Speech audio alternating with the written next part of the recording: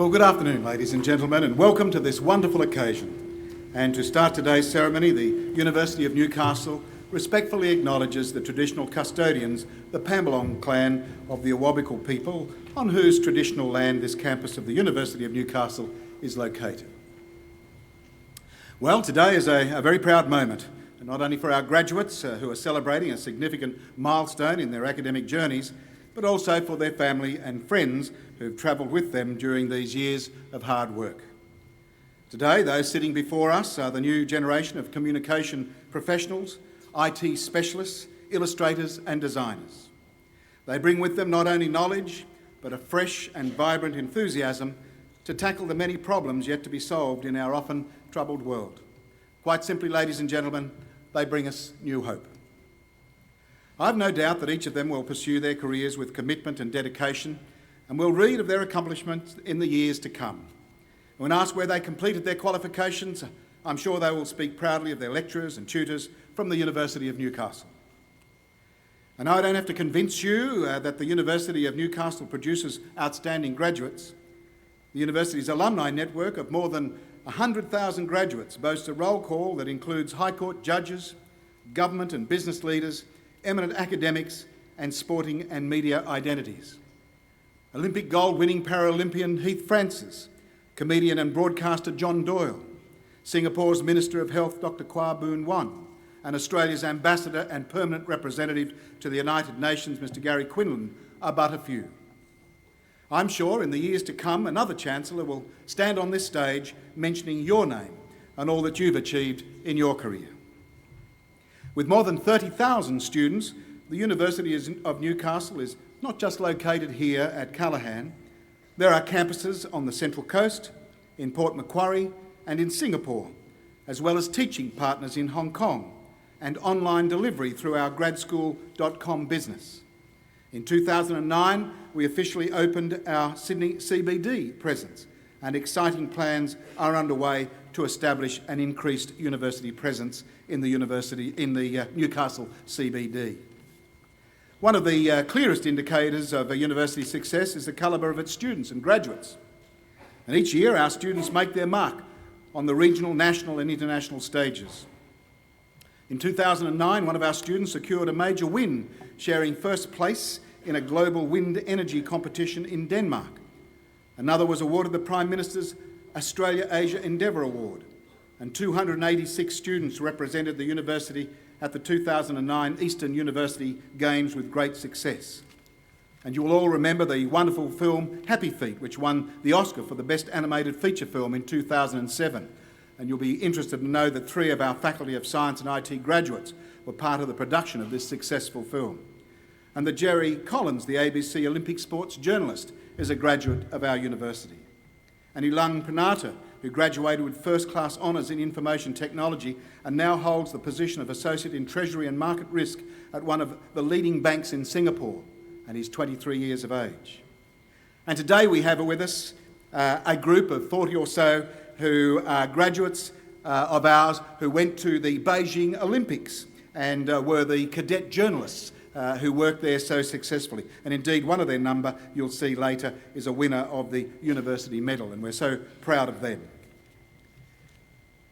Community engagement is integral to the university's activity, and each year thousands of people benefit from the University of Newcastle's health and legal clinics. Under the supervision of their lecturers, students working in oral health, podiatry, psychology, nutrition and dietetics, and legal clinics provide services to those in the community who need it most and for little or no cost. So to all the graduates today, I offer you my congratulations and very best of luck for the future. To your family and friends, we know that each of you is here today to see just one special person walk across the stage, and we'd be pleased, as they would, if you let them know that you're here as they receive their degree.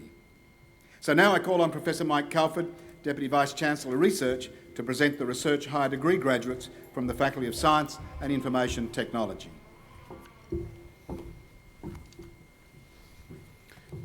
Chancellor, a higher degree by research is awarded to a graduate who has successfully completed a program of study which includes a significant research component. In a Doctor of Philosophy, the examination of the thesis embodying the outcomes of the research as a principal form of assessment. The degree is awarded where the thesis is found to have made a significant and original contribution to knowledge in the field of study. Chancellor, this student has undertaken supervised research with the equivalent of at least 3 years of full-time study. The thesis, which is the outcome of their studies, is examined by 3 experts, external to the university, with at least one being an international scholar recognised for expertise in a relevant field of study. Today, the university is proud to honour graduates who have satisfied the rigorous criteria for the award of Doctor of Philosophy.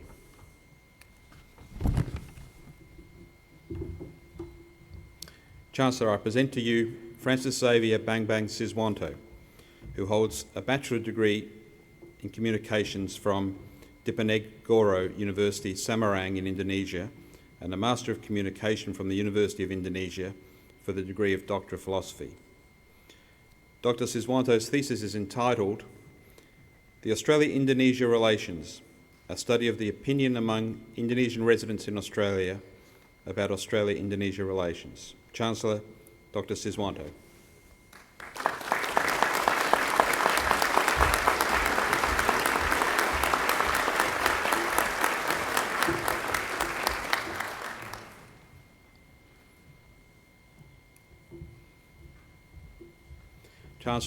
Chancellor, I present to you Judith Sandner, who holds a Bachelor of Arts Communication Studies with Honours Class 1 from this university for the degree of Doctor of Philosophy. Dr. Sandner's thesis is entitled Communicating Community, Cultural Production, Habitus and the Construction of a City's Identity. Chancellor, Dr. Sandner.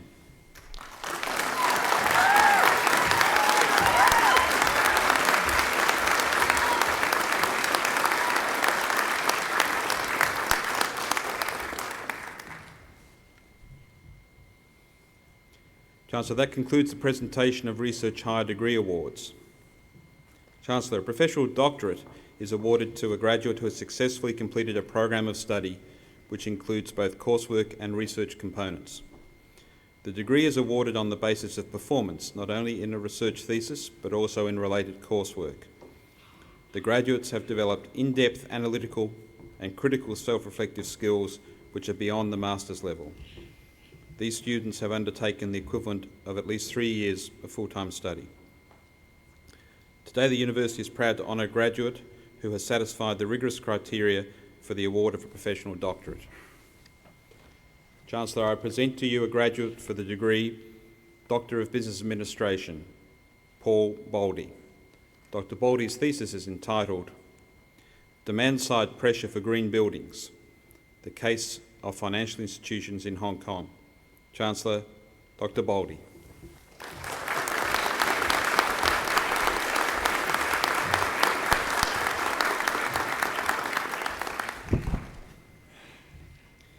Chancellor, that concludes the presentation of higher degree awards.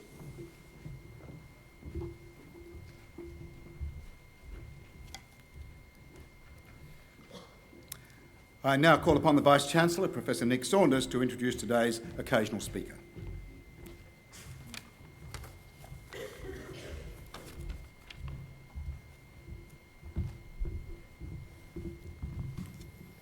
Ladies and gentlemen, it gives me very great pleasure to invite Mr. Mike McCluskey to deliver today's occasional address.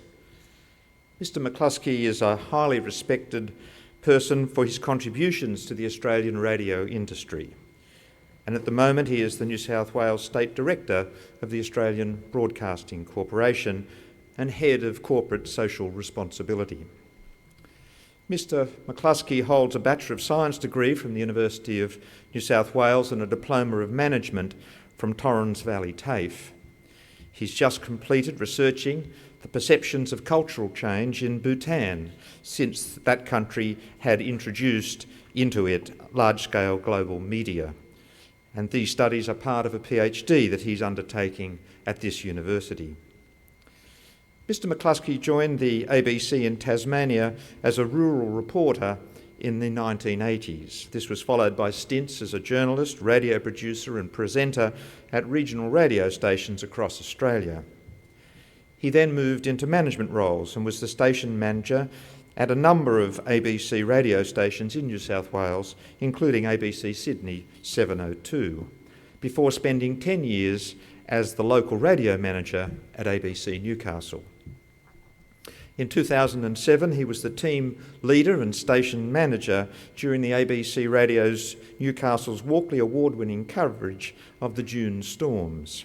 And he also received the New South Wales Government Service Medal for Emergency and Recovery Response 2007 Hunter and Central Coast storms.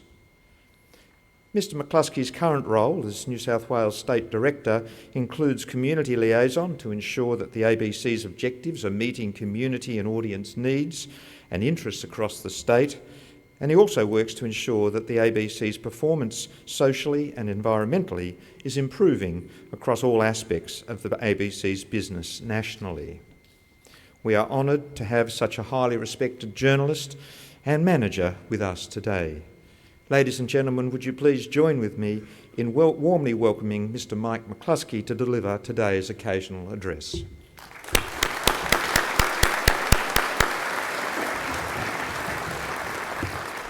Chancellor, Vice-Chancellor, professors, academic staff, most importantly, those of you who are going to graduate today, and the families and friends of those of you who are going to graduate today.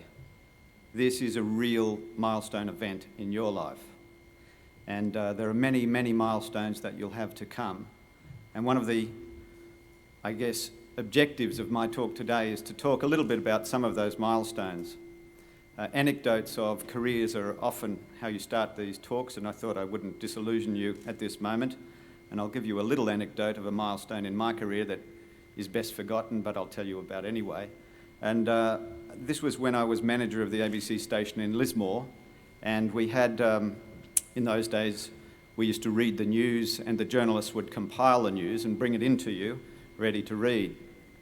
The journalist brought the news into me, and at that moment I was just about to go to where and read the news, and we heard a big bang. So the journalist quickly grabbed the news and ran out and told me to, stall for a couple of minutes while he recompiled the news bulletin and brought it back into me saying, read this word for word. And I started to read about the earthquake that had hit Lismore, and seismologists in Brisbane were unable to confirm the scale of the earthquake. And this story later made the national news at 7:45 on ABC and other subsequent news bulletins. Later on, we were out having morning tea out the back, and the door of the air conditioning unit banged shut, and I pointed up to the journalist and said, "There's the earthquake." And unfortunately, that story is actually true. And one of the things about journalism is that you don't want to practice journalism in that way. What you do want to do, though, is reach for the milestones that will be there in your life. Achievements that only come through hard work and commitment. You have to really try to see things through to the end. And you've already demonstrated that in your degrees, not just you as individuals who are graduating, whether it's with a higher degree or with a bachelor's degree or a master's degree, but for your family and friends who've endured the time with you. I know how hard it is, and I know how much it's important to have people supporting you. But let's say that right throughout life that's true as well. You don't do things on your own. You do them with the support of others, both in your teams and through your family and friends networks. So I thought one of the things we would talk about today is how I've spent some of my time in the media, working more lately as a manager, but previously as a reporter out in the field, and share with you a few of the things that have changed in my life, and I think illustrate some of the journeys that some of you may be taking into the future. Descartes is often quoted as posing the great maxim, cogito ergo sum, or I think, therefore I am. But actually it should be, or I think there is another way he worded the maxim, which was actually dubito ergo cogito ergo sum. Or another way of saying it is, I doubt, therefore I think, therefore I am. You could translate that to say, I question, therefore I reason, and that's how I know that I'm leading a fulfilling life. As a media communicator and as a journalist, I think a writer or a presenter, a researcher or a visual designer, it doesn't really matter. The first premise is to doubt, to be sceptical, to ask questions, to seek answers, then to reason and to reflect, shape the content, deliver it back to the audience. It's the power of the questioning and constantly seeking the answers, verifying, shaping your stories through critical analysis, reflecting on it again. These are the fundamental arts required to be a good media communicator. In the traditional media of the past, as well as the exact same skills required in terms of being the foundations of a good communications professional in the modern emerging media platforms that we have now and that we will have in the future. So let's keep this important point, the art of questioning and creative storytelling, as the foundation of being a media communicator in the back of our minds while we explore together, at least some of my experiences in the past, and how it reflects on the nature of the changing media industry in which we are. As the Vice-Chancellor said, I started in Tasmania in 1982, well before many of you were actually born who are graduating today. And my wife Ulrika and I travelled around the country reporting on the life of rural Australia. It was a very exciting job, I have to say, and a very, very fulfilling life. But I had to carry a 12-kilogram tape recorder with me over my shoulder. You will notice that my stature is quite short. That's a result of the weight of that tape recorder over many years. I had a razor blade and I had splicing tape. And very importantly, I had a pair of alligator clips and wires attached to it with plugs on the end. And I'll come back to that in a minute, why I had those. I was out in the field. I did my interviews, of course, asking questions. I was being sceptical. I framed the story through feedback, response, reasoned argument, as any new graduate would do, understanding that these are the principles of good communication. Then, of course, I was able to cut the interviews in the field, insert voice over the introductions, and voila, in the field, that was using the razor blade and the splicing tape, of course, I'd have in the field a radio program ready to go to air. But I had one problem. I didn't have this. I didn't have anything like that. I actually had to travel for very many miles in order to be able to find what? A traditional telephone. I needed a telephone line. And sometimes you had to travel for literally 60 or 70 kilometres in order to be able to find one in somebody's house. There weren't very many telephone booths in outback Queensland, let me tell you, although I did try to find them sometimes. What we did when we got to the telephones was, and we didn't ask Telecom's permission for this, I venture to say, we used to take the telephone apart, unscrew it, and the alligator clips were used to plug into the end of the telephone line. And then we were able to use the tape recorder and the microphone as an amplifier and microphone and broadcast down the line. It worked, and it worked particularly well. And I have to say, in those days, before mobiles, it was a heady experience to be able to provide live content to your audience anywhere from the field and actually provide, well researched and produced, but quite artistically made radio programming that was edited in the field. Of course, you might not think about it this way, but it was exhilarating. It was exciting. It was the cutting edge. Well, I want you to now jump forward 25 years where we are today. You can be online anywhere, either through the phone network, wireless, satellite receivers, transmitters. You produce the highest quality content imaginable, edited on the laptop, supplemented with 500 hours of content if you want from your hard drive on your computer. And then, of course, you supplement it live from virtually anywhere in Australia with an infinite amount of content online and from the internet sources that you will have available.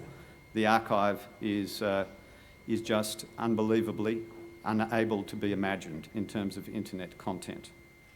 And you can use it. You file your story and voila, you feel exhilarated because you've just produced a story using the latest cutting-edge material. And it doesn't matter whether you're in northern Tasmania or outback Queensland or anywhere else in the country. Same, but different. So in basically just one generation, we've seen a dramatic change in the tools that we use in the media. You would be forgiven for thinking we were actually talking about two entirely different things. One is, you know, the age-old dinosaur of the tape recorder and the cutting tape and the splicing tape. The other is the unbelievable, unimaginable power of modern computing and the internet. Yet, in effect, we're doing the same thing. So, what I want to do now is focus on how it is the same thing. What you do is you remain, if you like, live throughout the day if you're in the current environment, but in the past environment, it was an environment where you had to go out and tell the stories as they occurred. You couldn't actually put them down and have them go live to air at any instant. Today, of course, that is the case, and it doesn't matter whether or not you're reporting in tweets, texts, blogs, posted pictures. You can be live, as I mentioned, anytime, anywhere. Let's take a focus, though, on what it is that's the basis of all these. You're performing essentially the same role. You go out, experience the world, you form doubts, you look for consistencies and inconsistencies, you ask questions, you seek clarification, you form ideas, you frame stories, and then tell them to your audience through whatever medium is available. What you do is you doubt, you ask questions, you reason, you shape, and then you tell the story for all of us. It's the essential art of the media communicator that I was talking about earlier. I'm not going out and doing field reporting anymore, even though I actually would like to. But I have been lucky enough to work in effectively both those roles that I described to you, the modern one and the older one. And what I can tell you is even though it was exciting and scary at times, it was one of those jobs that takes an enormous amount of responsibility because you're telling important stories to people about the daily lives and activities reflecting the culture and the interests and the aspirations of the people of our country. And you, graduating today, many of you, will be taking on that role in this modern media environment. Now, in this modern media environment, the new technologies do allow us not just to use blogs and tweets and wikis and waves, but any other form of interactive communication that you want to think about. You as a storyteller will need to be able to participate in that space using the fundamental skills of a good media communicator. I think it's about the most exciting time right now to be venturing out into the media world. The opportunities are effectively endless. It's my belief, however, that you really need to maintain the true skills of being the great storyteller, the true questioner, the person who reasons really well, the skills that you've already begun to master in your degrees, and that you'll be able to bring these new skills into existence for other people through the stories that you tell. It won't matter what platform, what technology, or what method you're using to tell your story. Because the truth is, if you tell a great story, you will always have an audience. Questioning, storytelling are not just media communication skills. They're also the skills of scientists, researchers, technologists, designers, doctors, lawyers and teachers. No matter what your discipline, no matter what career path you're on now or you're going to take on in the future, your capacity to be constructively sceptical, to question the way things are, to reason about the way things should be, these are all some of the fundamental skills we need to practice to make our world a much, much better place. Let me conclude by saying congratulations to you once again in this great milestone in your life, and I'd ask you to keep on asking the questions and to keep on telling the stories. Thank you.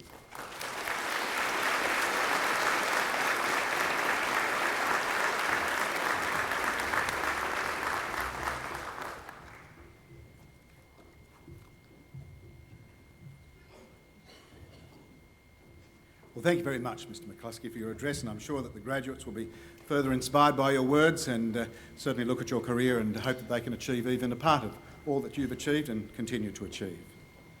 Well, I now call on Professor Bill Hogarth, who's the Pro-Vice-Chancellor for the Faculty of Science and Information Technology, to present graduates from that faculty.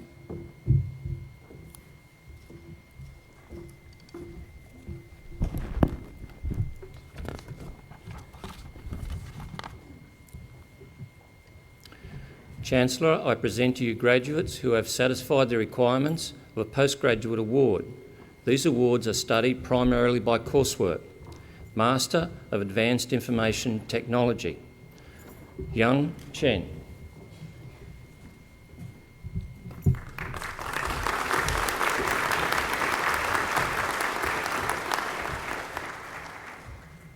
Kai Guan.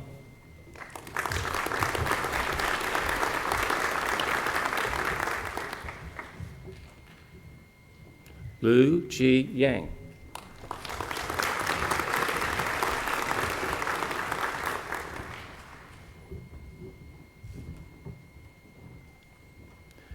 Babak Tu Si.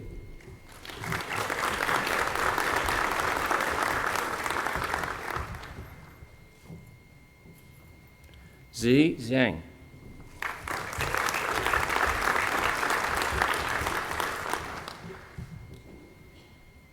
Kai Zhang.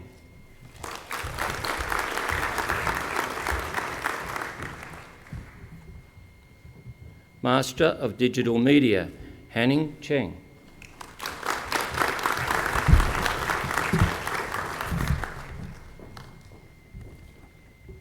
Master of Information Technology, April Mack.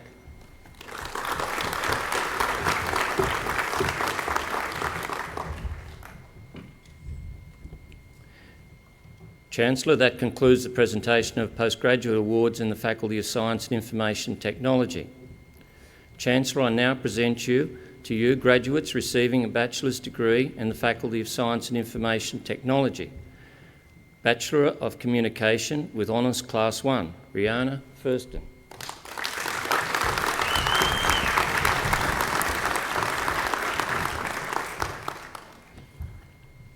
Bachelor of Communication with Honours Class 2, Division 1, Rebecca Cuttons.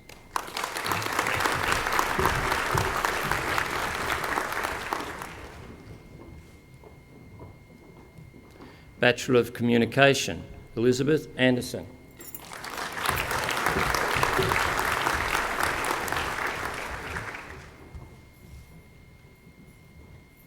Ashley Baines.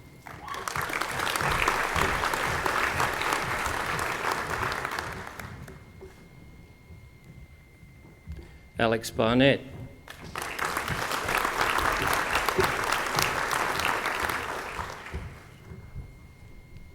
Jacqueline Batterham.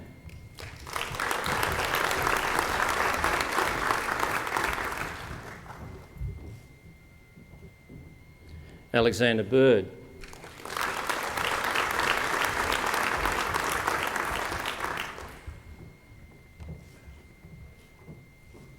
Jessica Blackfoot.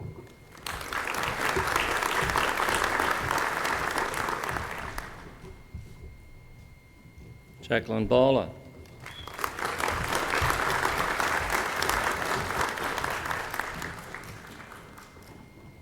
Emma Bowd.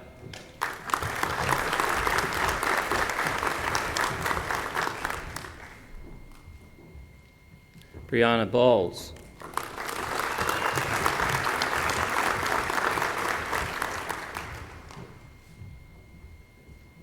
Justin Brady.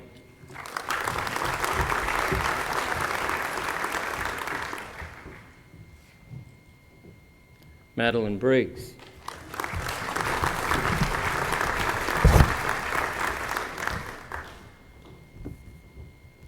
Jessica Brown.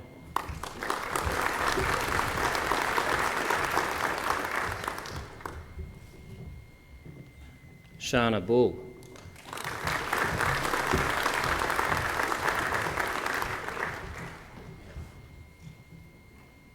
Emily Bullen.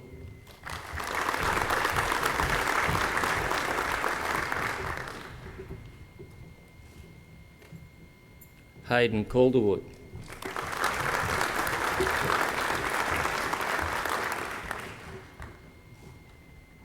Jessica Kappa.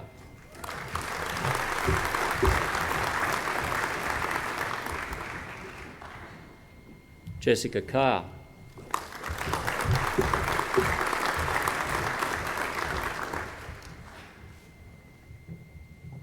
Alison Carters.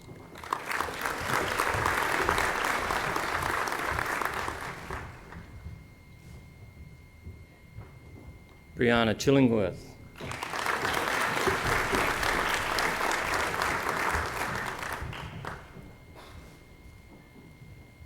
Natalie Clough.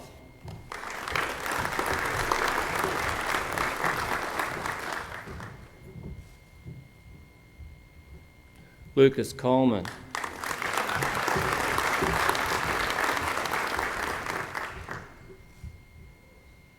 Brianna Collins.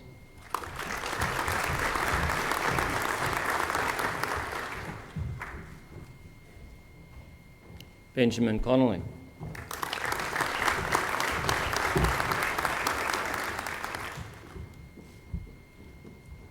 Emma Conroy.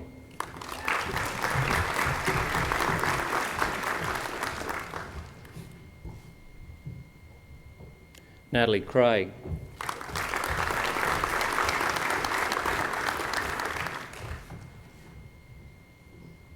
Erin Daly.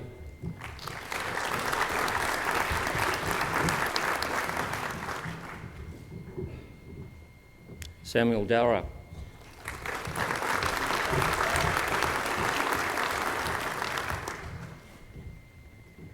Georgina Delvis.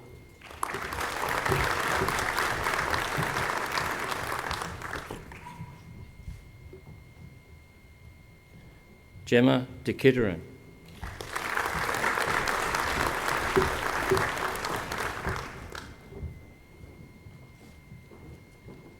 Kieran Derricott.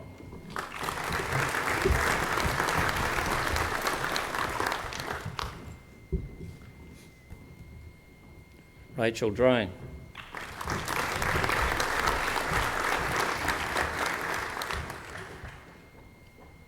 Brianna Drainsfield.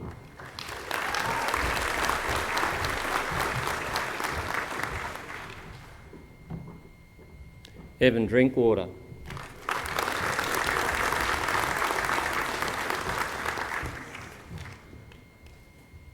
Amanda Edmonds.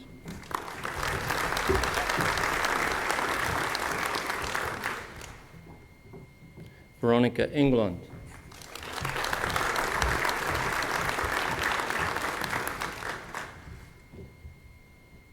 Grace Folkart.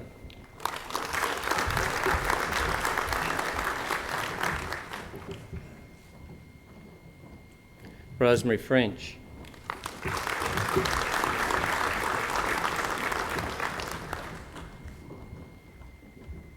Elisa Gill.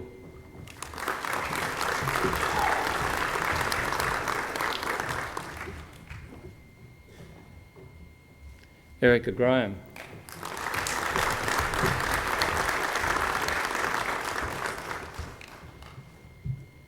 Elise Grist.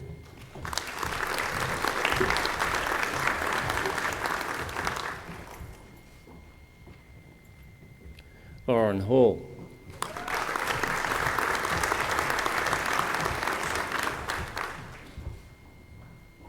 Hayley Halliwell.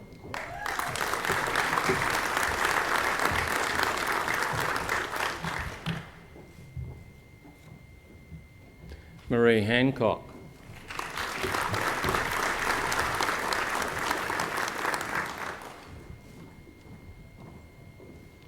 Emily Hartley.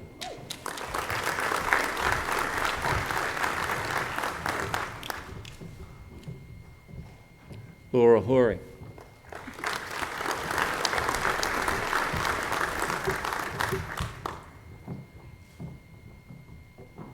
Pippa Horton.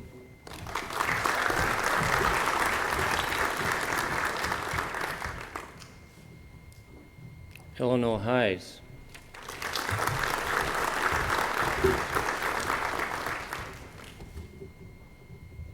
Karina Higginson.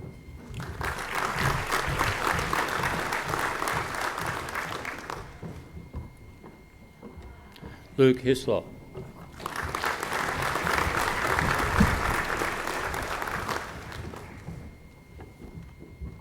Rebecca Hodges.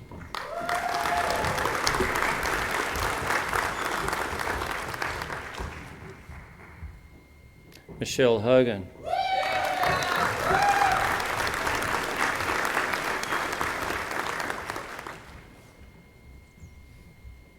Natalie Holland.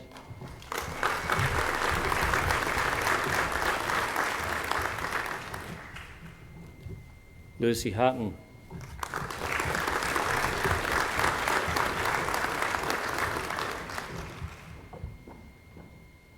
Dylan King.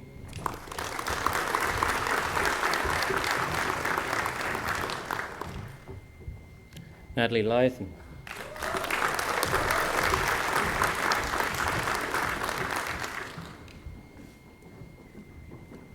Kieran Lee.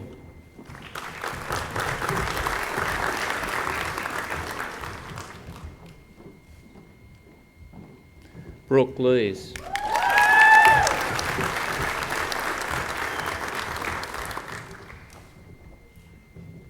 Madeline Love.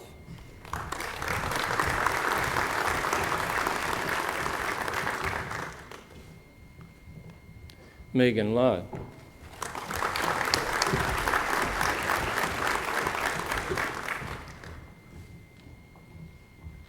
Luke Maney.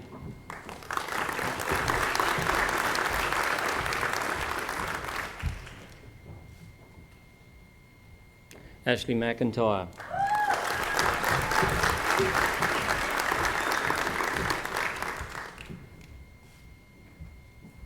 Karina Merkel.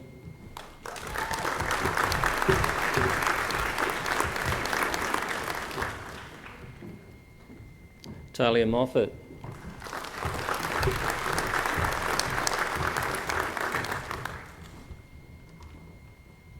Rachel Morris.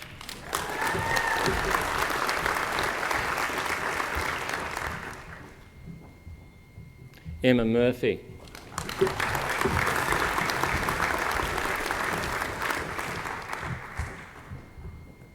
Rowena Murphy.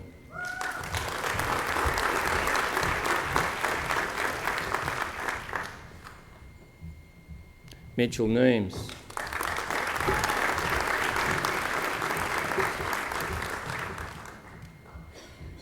Gemma Noon.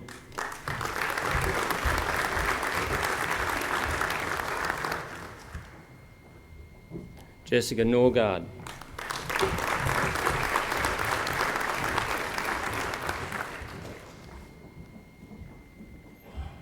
Alexandria Norman.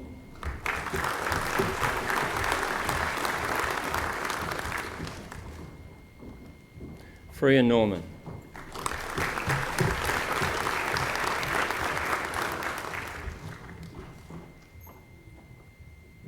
Kelly O'Sullivan.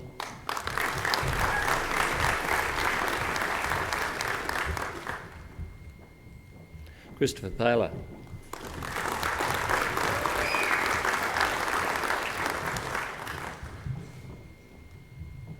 Matthew Parker.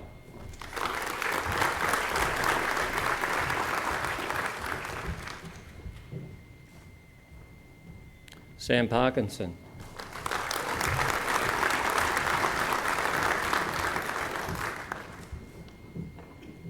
Robert Patterson.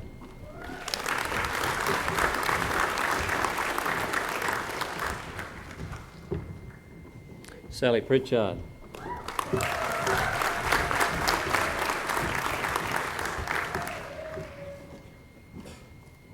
Rachel Pudafat.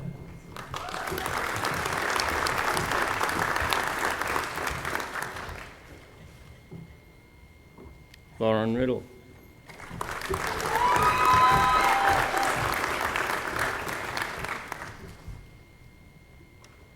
Nicholas Rippon.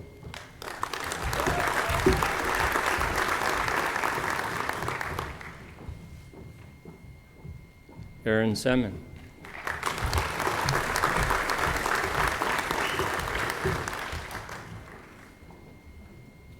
Lucas Scott.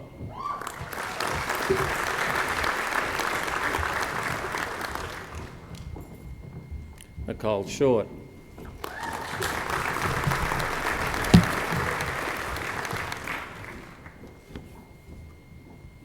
Phoebe Spencer.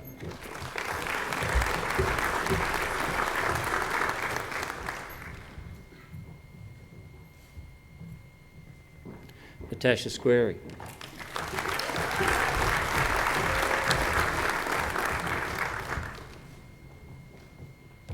Sarah Jane Stevenson.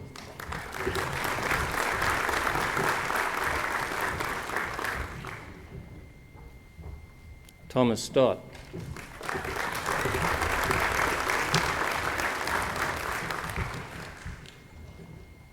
Aaron Sullivan.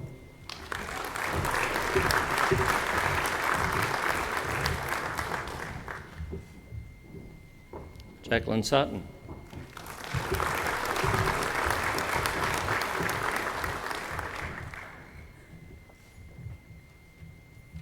Julia Tate.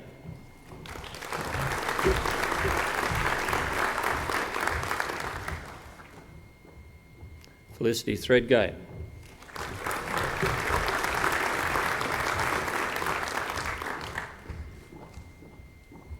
Katie Weaver.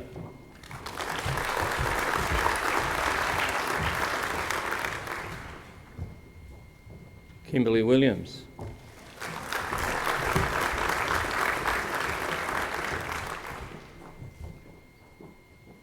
Deborah Wise.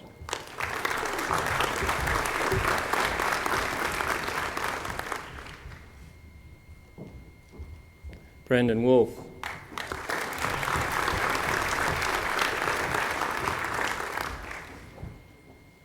Grant Walter.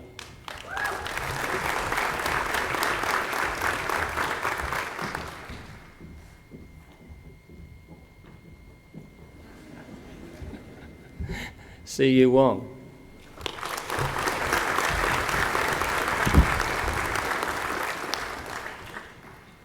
Chancellor, that concludes the presentation of awards in the Faculty of Science and Information Technology at this time.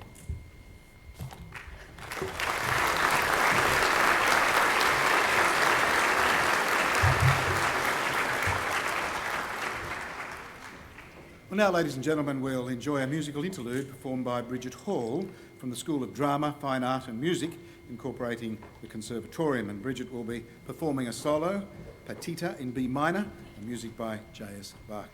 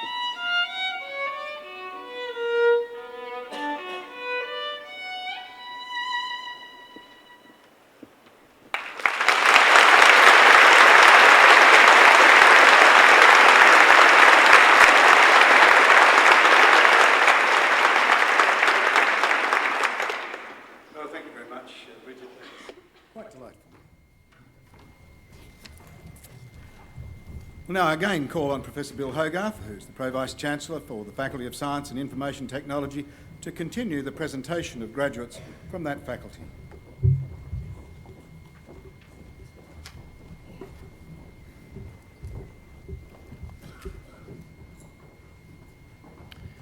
Chancellor, I now continue to present graduates receiving a bachelor's degree in the Faculty of Science and Information Technology.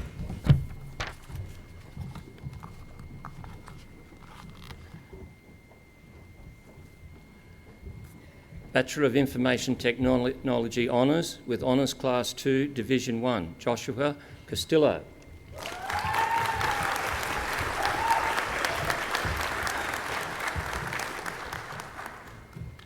Bachelor of Information Technology, John Ahn.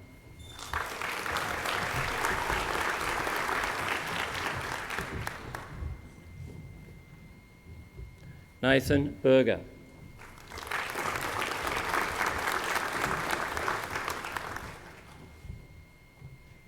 Cameron Chappell.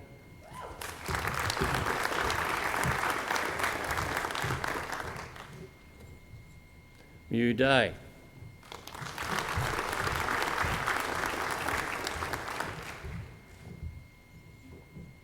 Stuart Edwards.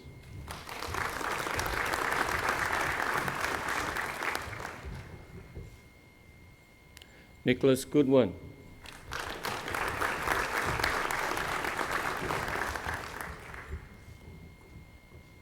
Sarah Gray.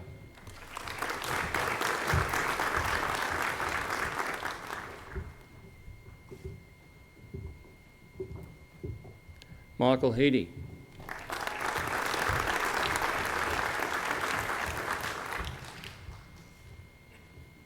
Chai Im.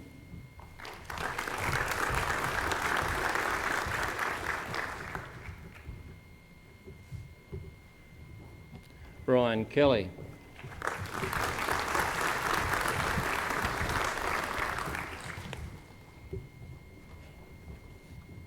Hai Young Kim.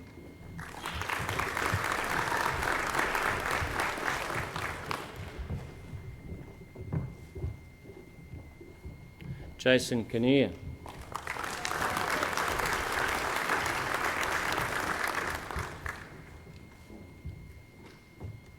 Danny Quick.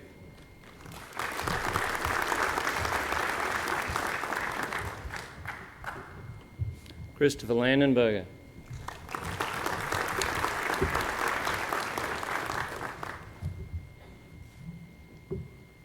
Brendan Leary.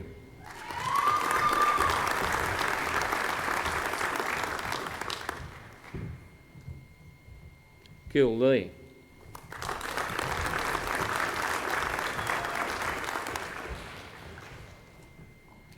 Jin Lim.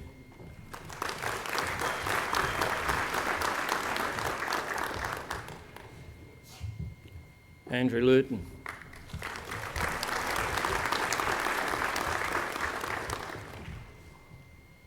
Hoi Ma.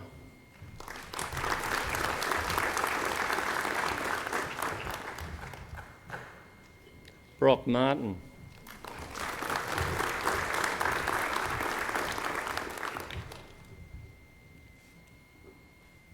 Gabrielle Matiru.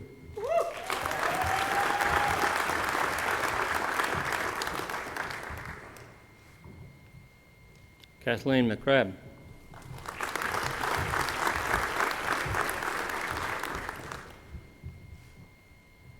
Dane McNaughton.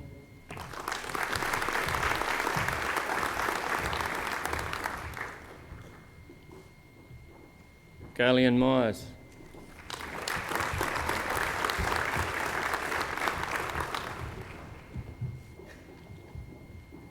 Yubon Sedianari.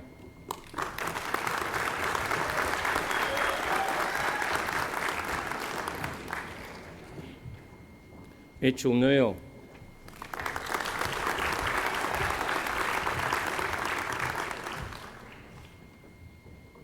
Stephen Prentice.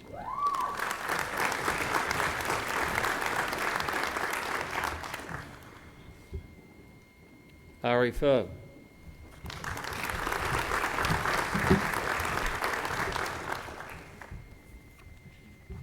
Taven Pears.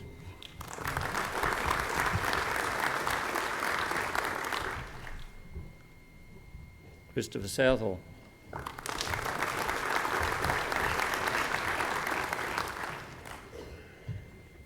Chloe Spinks.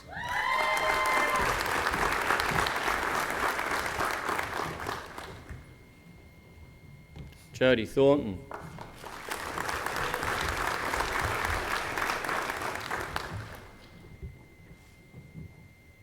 Preston Tully.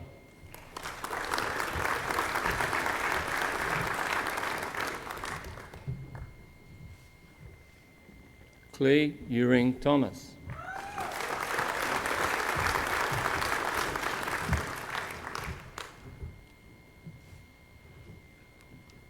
Bradley Ward.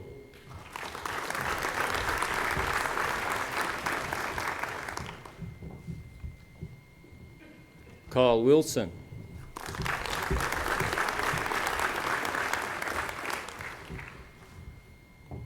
Hai Yun.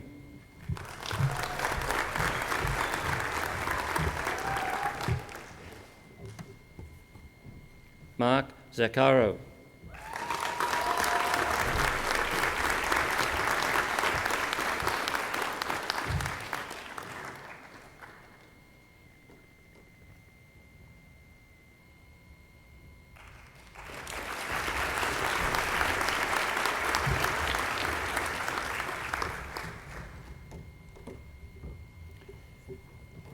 Bachelor of Natural History Illustration with Honours Class 1, Fanula Kelly.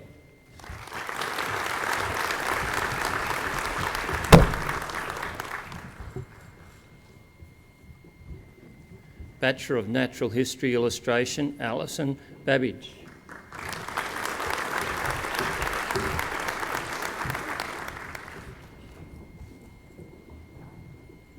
Terry Babick.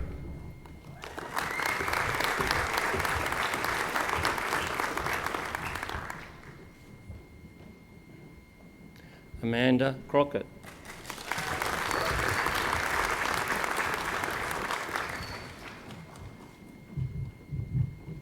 Kathleen Hanna.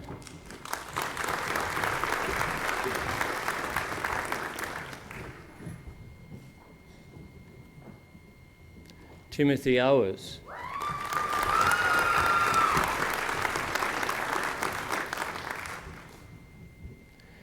Bachelor of Visual Communication Design with Honours Class 2, Division 2, Alison Herring.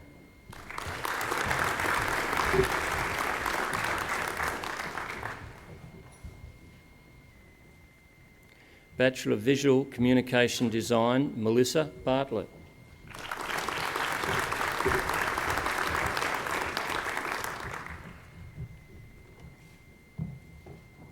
Fallon Beasley.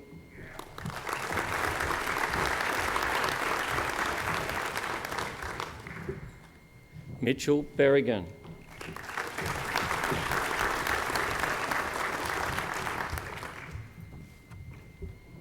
Marianne Bowie.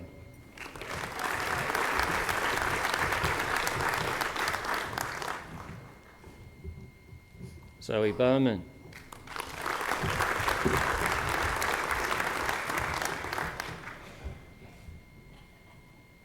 Alison Broadbent.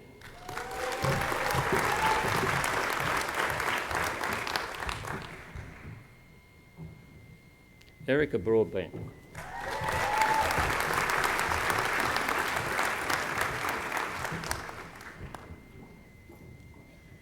Courtney Brown.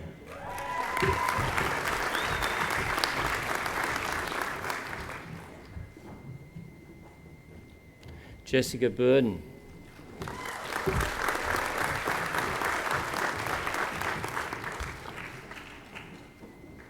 Jessica Campbell.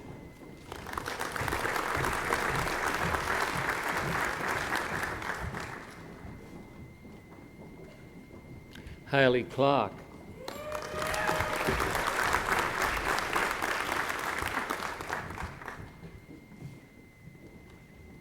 Rebecca Collins.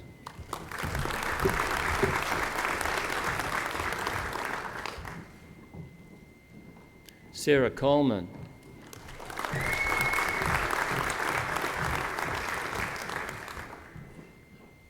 Kirsty Davis.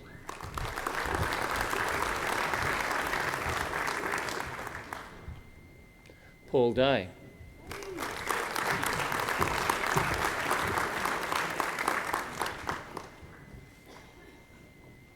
Taryn Dignan.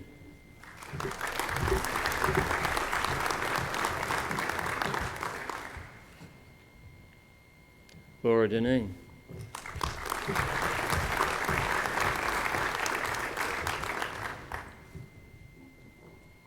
Kathleen Donoghue.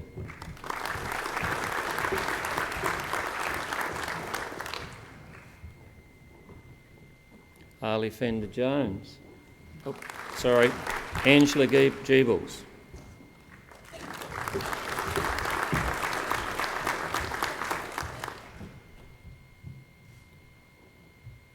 Amy Gresham.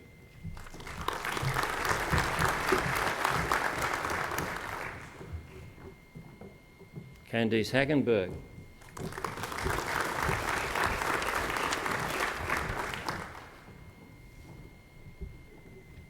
Bree Hancock.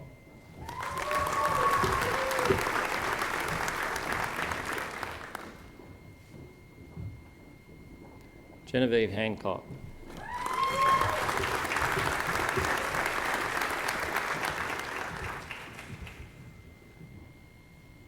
Laura Jeffries.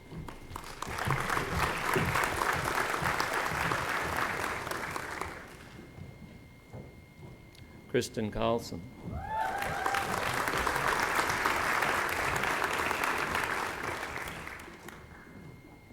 Scott Kirkman.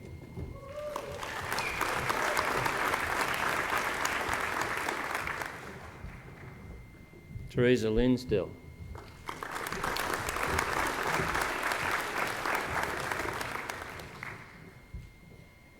Amy Mansell.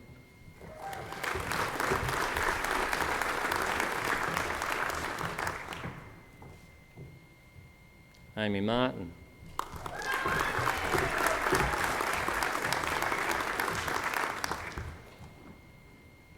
Holly Mullington.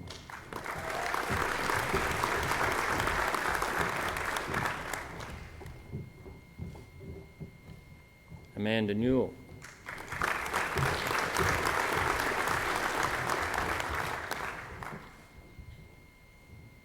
Kira Doherty.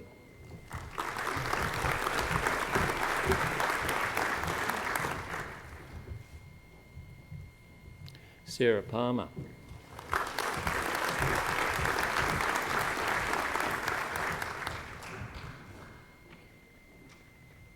Jamie Sands.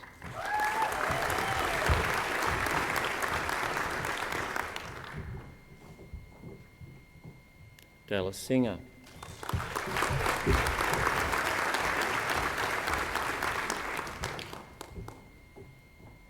Andrew Smith.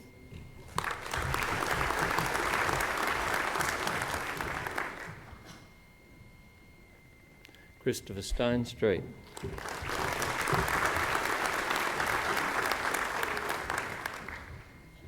Natalie Thomas.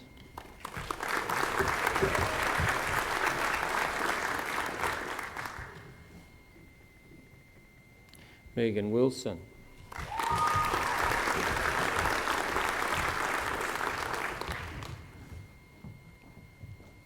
Travis Stanjar.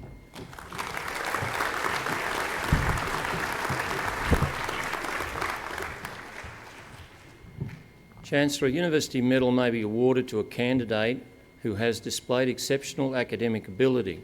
To be considered for this award, a graduate must have a consistent record of exceptional academic achievement at all levels of a bachelor's degree program and qualify for a bachelor's degree with first-class honours. Today I'm proud to be recognising two such outstanding scholars from the Faculty of Science and Information Technology. Chancellor, graduating with a Bachelor of Communication with Honours Class 1 and the University Medal, Alison Horn.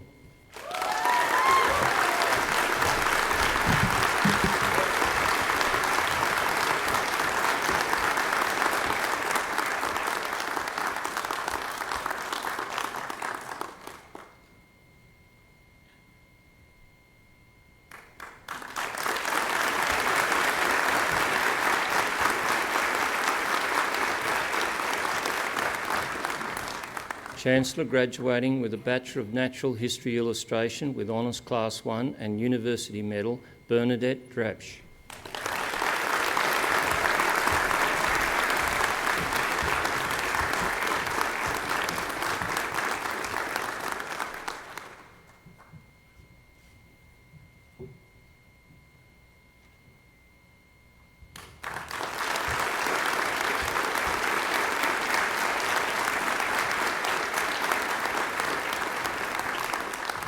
Chancellor, that concludes the presentation of graduates from the Faculty of Science and Information Technology.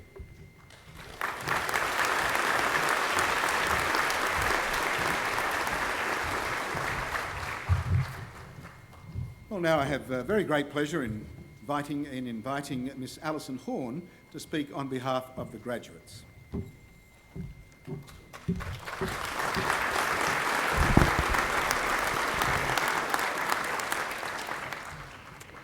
Chancellor, Vice-Chancellor, members of the Council, staff of the University, families and friends of graduates, and most importantly, graduates.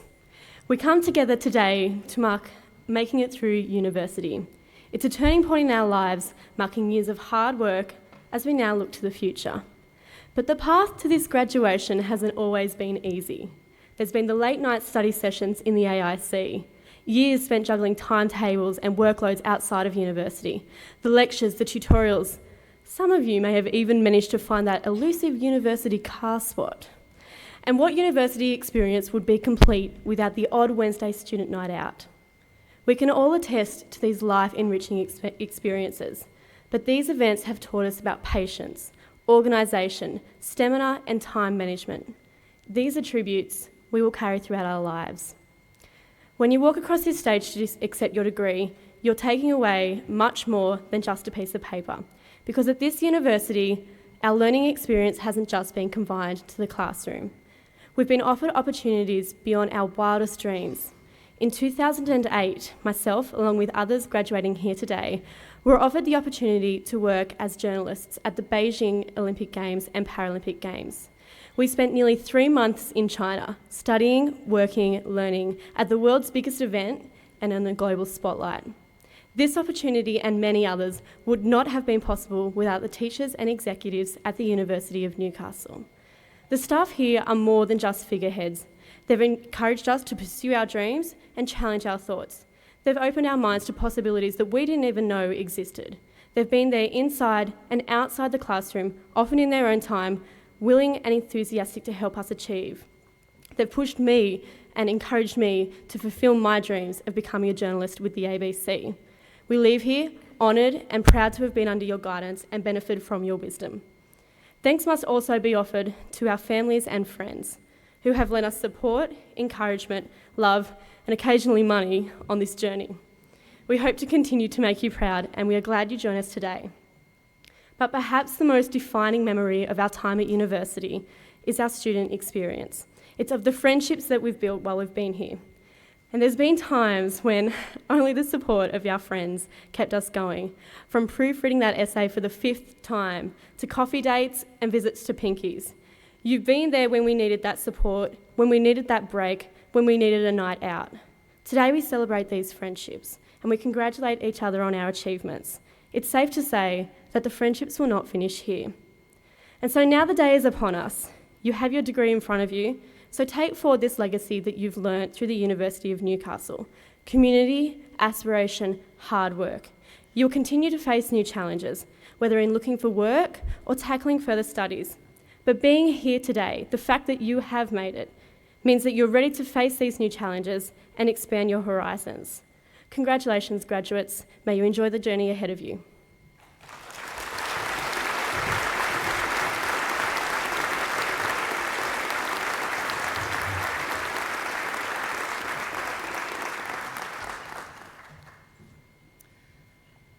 Well, thank you very much, Alison. It was very clear that you were speaking from your heart, and certainly by the nods around from among your colleagues, you were certainly speaking on their behalf as well. So thank you. Well, now, ladies and gentlemen, I declare the ceremony concluded, and I hope you've enjoyed today's ceremony, and thank you for joining the university community in the celebration of the conferring of degrees.